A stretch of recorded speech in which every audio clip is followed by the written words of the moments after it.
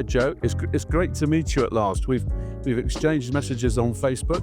It's really good to meet you in person at the Uruguay 2025 World Stamp Show here in Punta del Este. I've come from Britain with a great stock of GB stamps and postal history to show people, and I've also bought my exhibit of classic Great Britain, which will go in the frames for people to have a look at later today. What I'd like to show you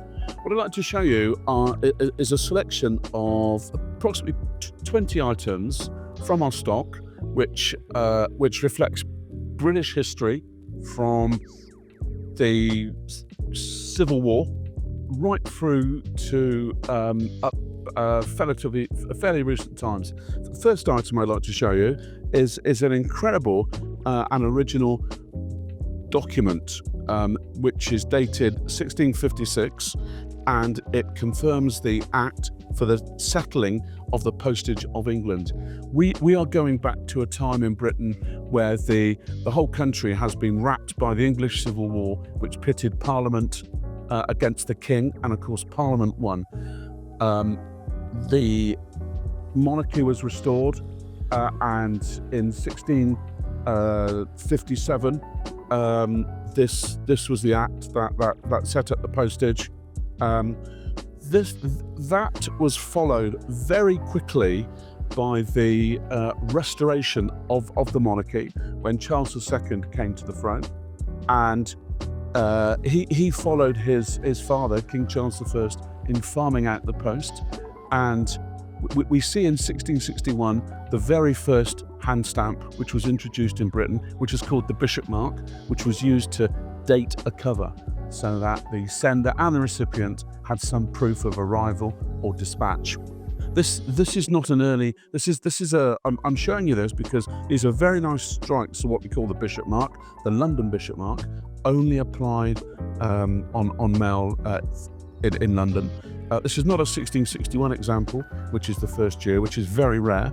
There's about 20 to 25 examples known. These are nice examples from 1776 and date to your cover. This is interesting. It's got two of them. Now, what's happened is that this cover has been handed in on the 15th of November, but it's been too late for that day's post. So they've also applied a bishop mark for 16th of November to tell the recipient in Sussex, sorry, it was too late to send it that day. Moving on, we see the development of the London Post and the introduction of the Dockra hand stamps.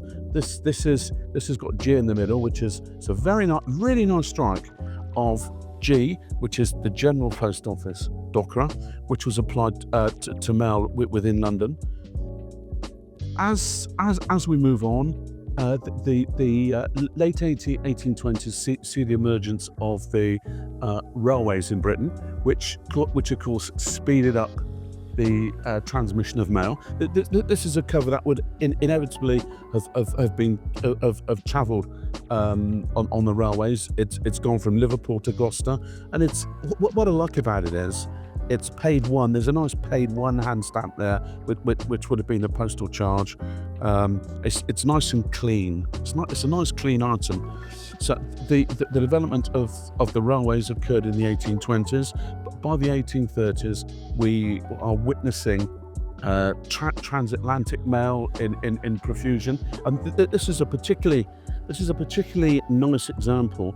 It's a very rare usage, dating 1838, and it's this letter was carried on the very first voyage of Brunel's celebrated ship, the Great Western, and this is on the very first voyage for a return journey from the US to the UK. Very nice. So we've got mail by rail, mail by ship. As we progress through British history, the 1830s was a period of great reform, educational reform, working practices, political reform, and it included the postal reform, which, if you're interested, you must get to see my exhibit somewhere. I've got my exhibit at this show. I'm also taking it to the Birmingham Pepper Show in the UK, and then it goes on to Bern in Switzerland, and I'm probably going to take it to it's going to the Great American Stamp Show in Chicago this August, and I'm also probably going to take it to the South Korea International later this year. One of my key pieces, which is it's a beautiful item, is it's an example of the world's first stamp used on the first day. This is the world's first stamp, the penny black, and it's used from London.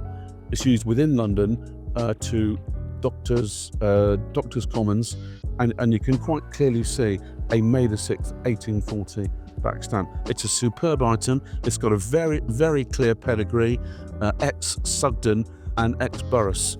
In fact, when the Burris auction was held in October 1963, it fetched a mere £130. I had to pay quite a bit more than that for it, but it's a lovely item. One of the other options for prepayment of postage is an illustrated envelope called the Mulready, which was a very fancy envelope or a letter sheet. This is in letter sheet form, showing the worldwide benefits of postage, of cheap postage, with images of people reading letters, with images of Asia, India, China, Britannia sending out messengers to the four corners of the world with references to the New World. This is a particularly interesting Mulready because on the reverse it has a mass of very interesting adverts. Now these are very significant items for the thematic collector, and these are eagerly sought after if they've got references to the theme that the collector's looking for. That this one, for instance, has reference to tea. So if you're collecting tea on stamps, great item to have. Or if you're doing boots and shoes or leather or pepper or cooking, it's a very nice item. That is the Mulready advert. Okay. The penny black, although it was a great success, was subject to fraud. Again, look at my exhibit. And in May to June 1840, there was a series of colour trials called the rainbow trials because of all the many colours that they used. This is a very rare rainbow trial. Using the same design of the penny black. This is printed in black on white wove paper, gently dipped in prussiate of potash. This is a very rare one. They were printed in sheets of 12. Very few sheets exist in this particular colour. And I remember I was working for Stanley Gibbons in the 1980s when this particular sheet was cut up, and because we couldn't sell it intact, so it was cut up in the offices of the Strand, and it was sold to 12. The 12 singles were sold to different collectors. As a result of the rainbow trials, the colour of the penny label was changed from black to red, and we see the penny red in Perth. Later on in 1854, we see the world's first perforated stamps. This is nice because it's a matched pair of penny reds from plate 157 in Perth and Perth with the same letterings in the lower corners. All these stamps are from the same plate and all lettered HB, Hotel Bravo. Not easy to match. Okay. Next item I'm going to show you shows you that history repeats itself. History repeats itself. In 1854 to 1856, Britain sent troops along with France and Turkey and Sardinia, I believe, to fight the Russians in the Crimea. This is an example of a letter which is being posted from the Crimea, paying the Philately rate from via Marseille from Crimea to the family of from the Crimea to a Captain Coulson of Northumberland, England. Crimean War material is fascinating, very, very interesting, because it is all pre-censorship. This one, unfortunately, no longer has the original letter, but if you can find one with the original letter, it will tell you of human sacrifice, blood, dead horses. The content is, quite frankly, amazing.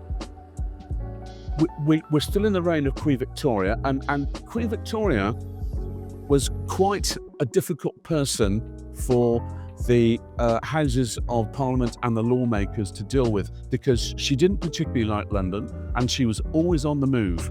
So when they wanted Queen Victoria to sign off a law, they had to trace her in Norfolk, at Sandringham, or up in Scotland, and the documents that they needed her to sign were sent in a dispatch tag. Was sent in a dispatch bag. Now, what I've got here is a tag that was originally attached to one of the dispatch boxes, and these tags had to be countersigned by a significant parliamentary authority. In this case, it's Lord Russell, and then it had to be signed by the Queen. Now, that is a genuine example of the signature of Queen Victoria.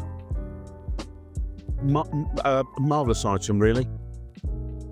Who else do we cater for? Well, we also cater for the thematic collector. Here's a very interesting block of 1884 2-6 lilacs with cattle market Deptford CDSs.